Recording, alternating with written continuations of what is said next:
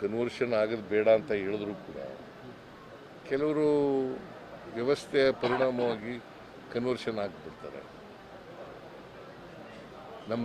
ನಮ್ಮ ಸಮಾಜದಲ್ಲಿ, ಹಿಂದೂ ಸಮಾಜದಲ್ಲಿ ಎಲ್ಲರೂ ಸಮಾನತೆ ಇದ್ದಿದ್ರೆ ಯಾಕೆ ಕನ್ವರ್ಷನ್ ಆಗ್ತಾರೆ? ಸಮಾನ ಈಕ್ವಲ್ ಆಪರ್ಚುನಿಟೀಸ್ ಇದ್ದರೆ, ಸಮಾನತೆ ಇದ್ದರೆ ಯಾಕೆ ಅಸ್ಪೃಶ್ಯತೆ ಯಾಕೆ ಬಂತು?